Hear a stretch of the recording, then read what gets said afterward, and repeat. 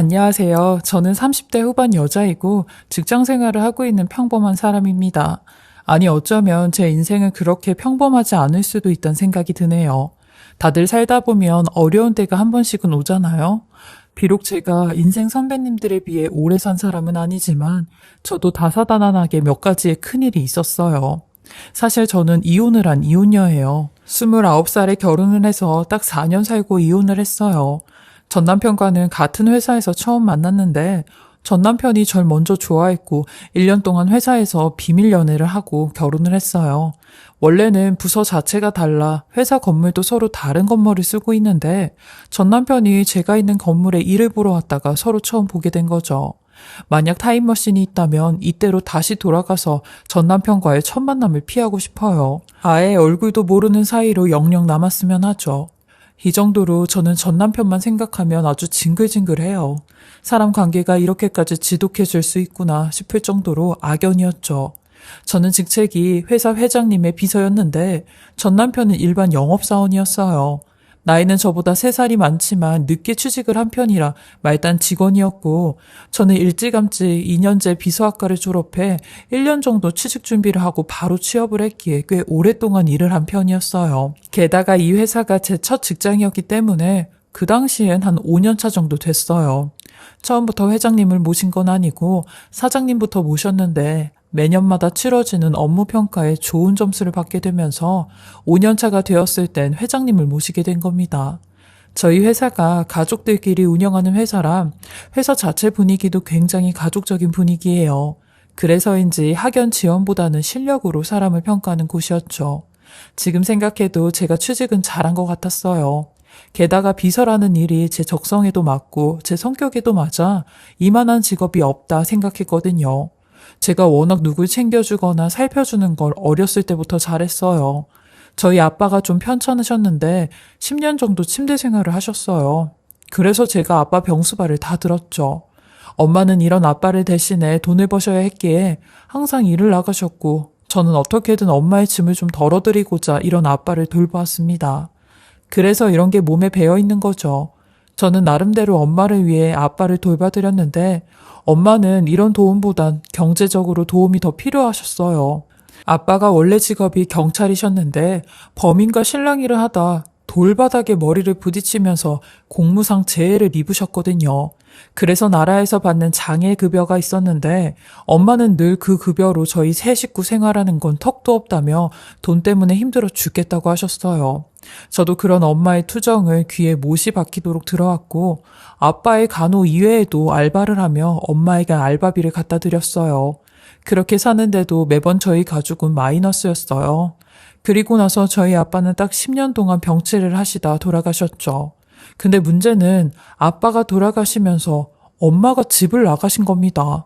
저한테 쪽지 한 장만 달랑 남기셨는데 지겨운 집구석 이제 그만 떠나고 싶다며 본인을 찾지 말라는 쪽지였습니다. 워낙 엄마의 성격 자체가 쌀쌀맞고 표현도 못하고 야박하긴 했지만 저를 버리고 도망을 갈 정도로 나쁜 사람은 아니었어요.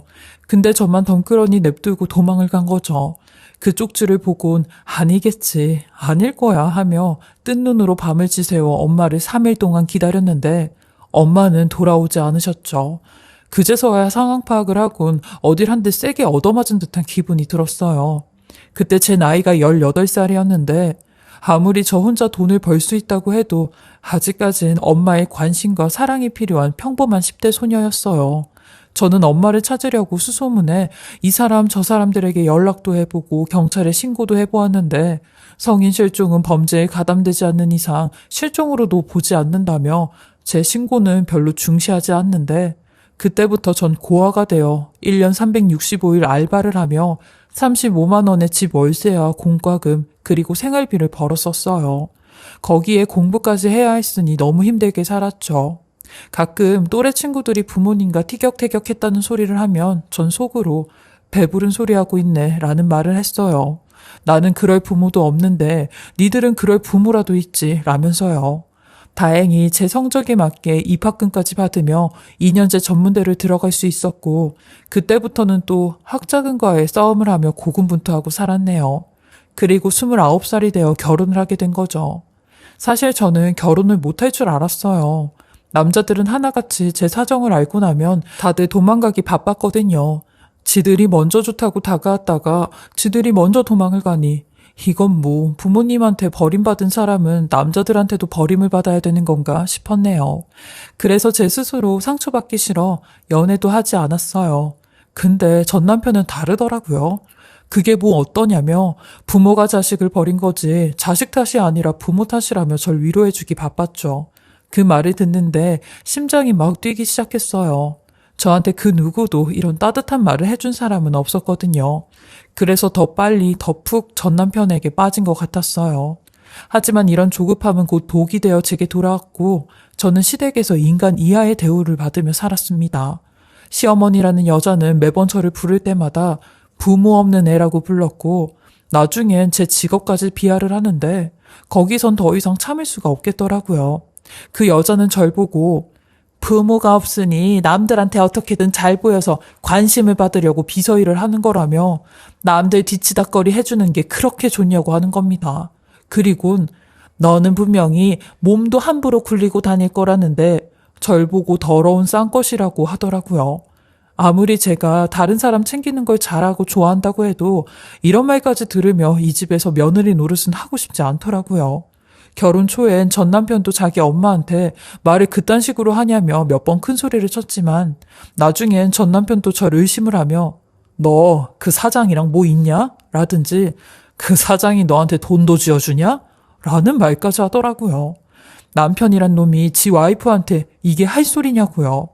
사실 비서라는 직업이 남들에게 보여지기엔 충분히 그런 이미지로 보여질 수 있다고 생각해 저는 일부러 더 철저히 제 몸가짐과 행동가짐에 신경을 써요. 심지어 저는 비서일 하면서도 단 한 번도 스커트를 입어본 적이 없는 사람이었어요. 꼭 정장 바지를 입고 다녔고 셔츠도 목 끝까지 채우는 사람이었죠. 그러니 절 아는 주변 사람들은 다들 절 신뢰하고 비서라는 이미지가 그런 이미지가 아니라는 걸 아주 잘 알고 있었어요. 그리고 아까도 말했듯이 저희 회사가 가족회사라 사장님부터 사장님 사모님 그리고 자제분들까지 다 회사에 출근을 하세요.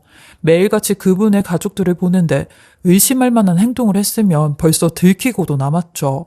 전 남편은 남들도 안 하는 생각을 지가 하고 있었고 이 문제로 저희는 매일같이 싸웠어요. 심지어는 제게 손까지 올리는 바람에 유산까지 되었죠. 근데 유산을 했을 때도 전 남편 놈과 시어머니는 제게 차라리 잘된 거라며 저 애가 누구인지 알 수나 있겠냐고 그딴 소리를 짓거리더라고요. 그 말에 바로 이혼 소송을 하자고 했어요. 그렇게 저는 전 남편과 이혼을 하고 갈라섰는데 차마 직장은 그만둘 수가 없겠더라고요. 저도 맘 같아선 그 인간 마주치는 것도 꼴 보기 싫어 그만두고 싶었는데 목구멍이 포도청이라 그럴 수도 없었어요. 그 나이에 어디 가서 취직도 안 되고 취직이 안 되면 설거지나 청소를 해야 할 판인데 그럴 순 없었죠.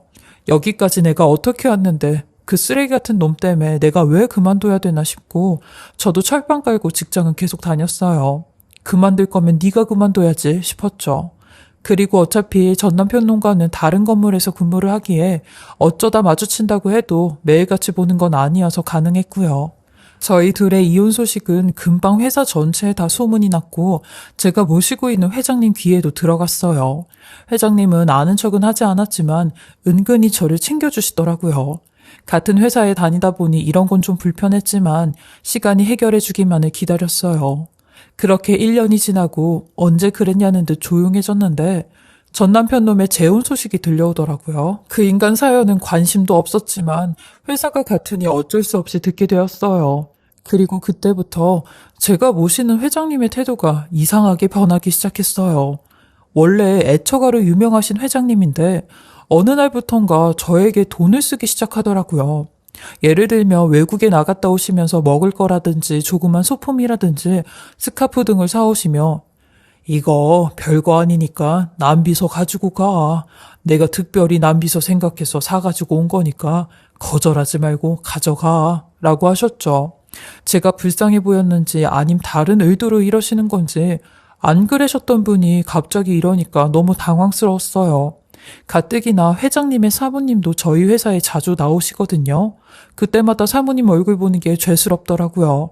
회장님 사모님은 연세에 비해 얼굴도 굉장히 동안이시고 누가 봐도 귀티가 잘잘 흐르는 그런 분이셨는데 우아하다는 말이 아주 잘 어울리시는 분이셨고 범접할 수 없는 아우라가 느껴지시는 분이셨어요.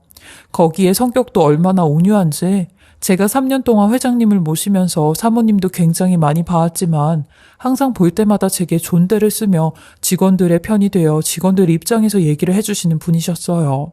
그리고 회장님의 자식들도 저희 회사에서 일을 하다 보니 사모님이 오셨다 하면 회장실로 올라와 매번 한두 시간씩 이야기를 하곤 했어요. 늘 웃음소리가 끊이질 않았죠. 정말 누구나 다 부러워할 만한 행복한 가정의 표본이었어요. 저는 그런 사모님을 볼 때마다 저런 엄마를 둔 자식들은 얼마나 좋을까라는 생각까지 했었죠. 절 버린 엄마와는 너무 딴판이었으니까요. 내가 전생에 죄가 많아 현생에서 부모 사랑도 못 받고 자라는구나 싶은 생각까지 들었네요. 근데 문제는 회장님은 이런 훌륭한 사모님까지 두셨으면서 왜 자꾸 저한테 신경을 쓰시는 건지 너무 부담스럽고 불편했어요. 그래서 일부러 회장님이 그런 물질적인 걸 줄 때마다 받지 않으려고 기를 썼죠. 근데도 기어코 제 손에 제 가방에 집어넣으시며 성이니까 받으라고 하셨어요.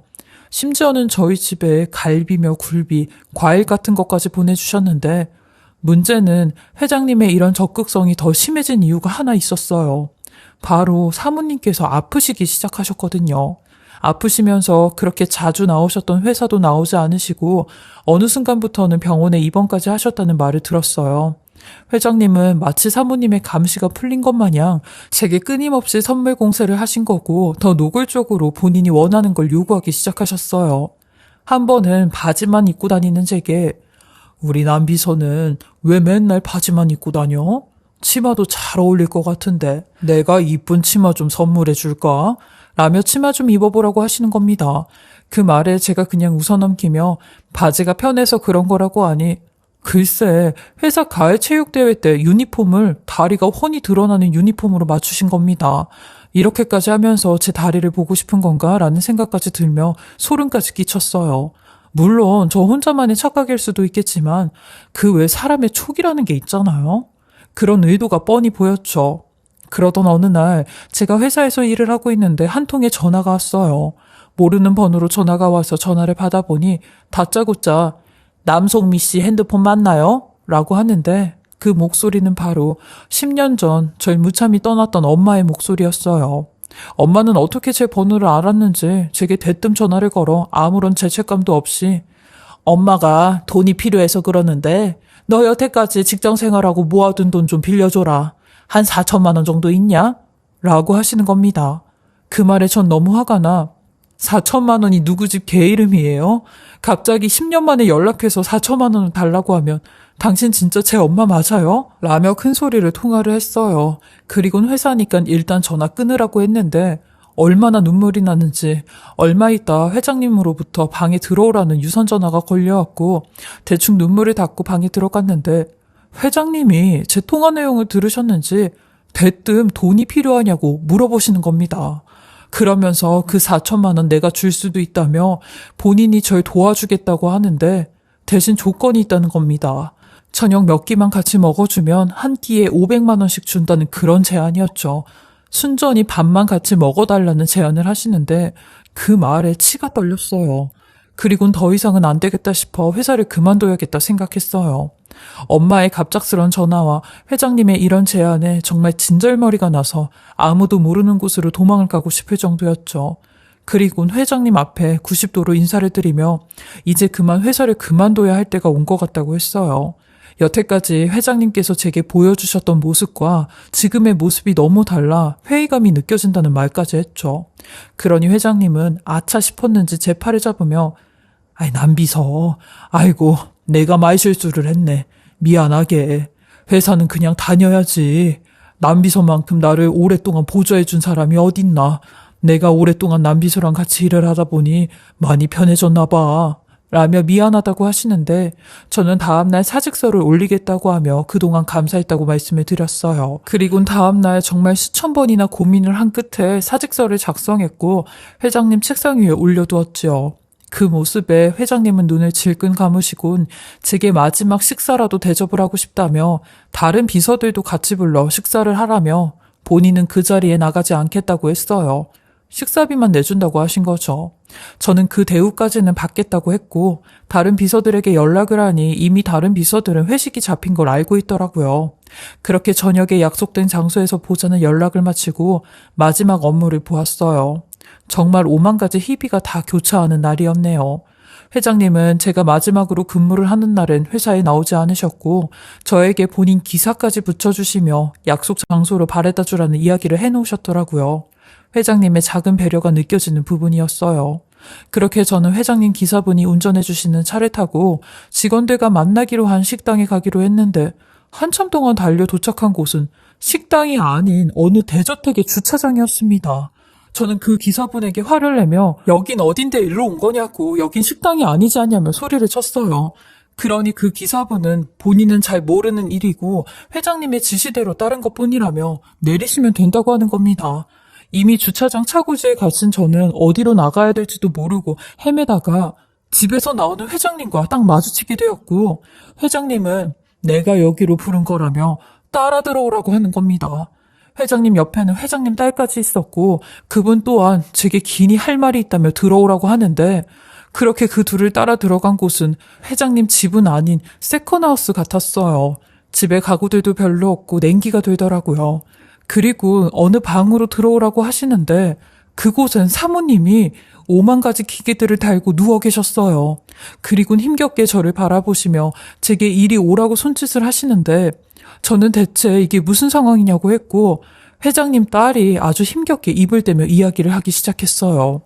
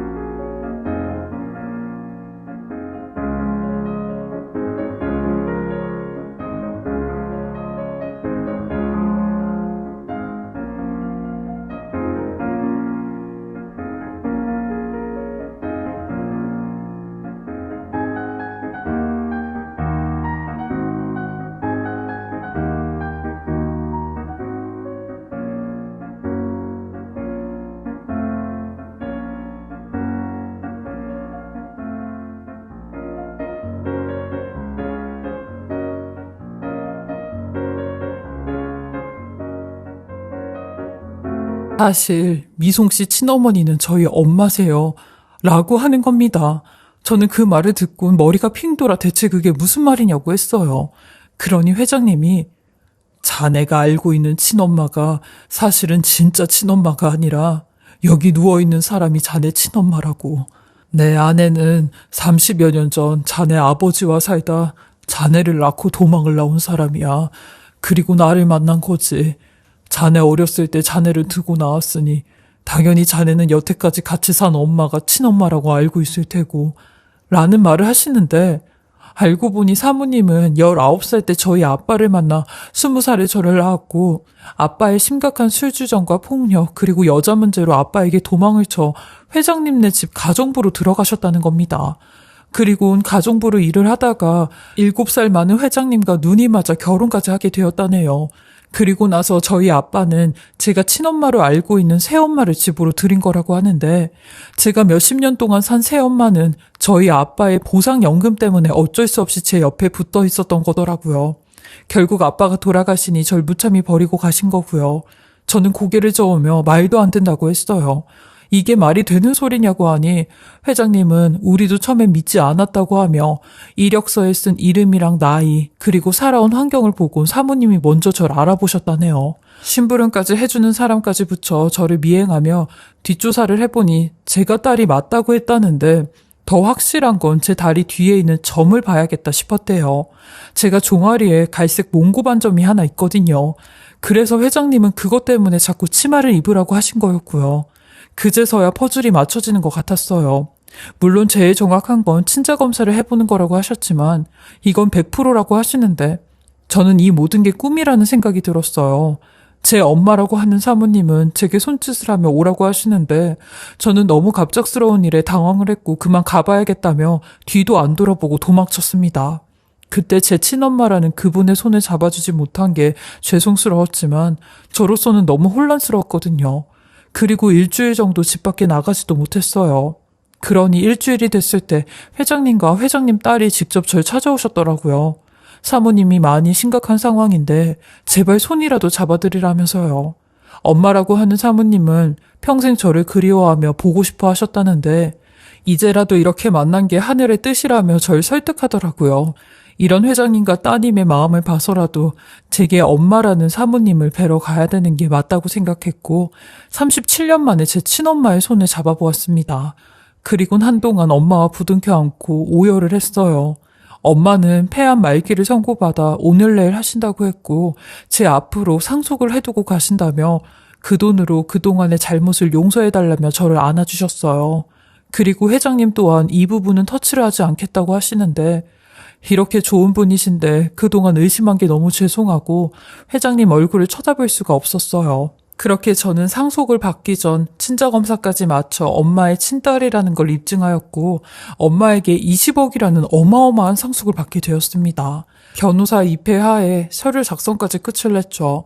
그리고 회장님의 권유로 회사도 다시 복직하기로 하였어요. 또한 이 소문은 빠르게 회사 전체에 퍼져나갔고 회사 사람들도 제가 사모님의 숨겨진 친딸이었다는 걸 알게 되었어요. 근데 가장 어이가 없게도 날파리 같은 전 남편 놈이 그 소문을 듣고 절 찾아왔는데 완전히 양아치 같은 짓을 하더라고요. 저랑 결혼을 했을 때 제게 더럽다느니 혈통이 없다느니 그딴 말을 짓거리다가 이제 와선 본인 엄마 때문에 지가 어쩔 수 없이 그런 말을 한 거라며 저를 아직도 못 잊어서 지금 사는 와이프랑도 이혼 얘기를 하고 있다는데 저는 그런 쓰레기 같은 놈에게 있는 대로 생수를 뿌리며 맘 같아선 얼음물에 널 담궈버리고 싶다며 질 떨어지게 양아치 같은 짓 하지 말라고 했네요. 어딜 속이 훤히 드러나는 그딴 짓거리를 하고 있냐며 난리를 쳤어요. 2번 다시 이딴 속 보이는 짓 하면 그땐 회사까지 잘리게 만들 거라 했죠. 그러니 제 다리를 붙잡으며 미안하다고 하는데 저 그놈 손을 아주 들여밟고 나왔습니다. 그리고 올 여름 저희 친엄마는 조용한 분위기 속에 장례를 마치셨어요. 엄마가 제 엄마였다는 게 그저 감사할 뿐이었고 너무 늦게 엄마를 만나게 되어 아쉽고 슬펐습니다. 회장님과 회장님의 자제분 또한 인성이 너무 바른 게 저를 끝까지 엄마의 딸로 대우를 해주신 모습에 또 한 번 감동을 하고 감사를 전했어요. 돈 많은 기업인들의 전형적인 모습을 완전히 뒤바꿔놓은 그런 분들이셨죠. 저 또한 이런 회장님을 위해 끝까지 옆에서 잘 보좌를 하며 보필을 해드리겠다고 충성을 했습니다. 그리고 새엄마였던 그 아줌마에게도 인생 그렇게 살지 말고 나한테 2번 다시 연락하지 말라고 단호하게 말을 했어요. 그 아줌마 제가 10대 때부터 알바하며 벌어다준 알바비까지 갖다 쓰면서 노름을 하고 아빠 연금까지 갖다 써서 돈이 한 푼도 없다고 했거든요. 어렸을 땐 제 친엄마라고 생각해 엄마가 불쌍해 제가 희생을 해야 하는 게 맞다고 생각했는데 이제와 생각해보니 친엄마가 아니라 새엄마니까 그랬나 보다 생각이 들더라고요. 친엄마였으면 절대 하지 않았을 행동들을 했으니까요. 저는 여태 살아온 30여 년의 세월이나 지금이나 매 순간 똑같이 열심히 살고 있고요.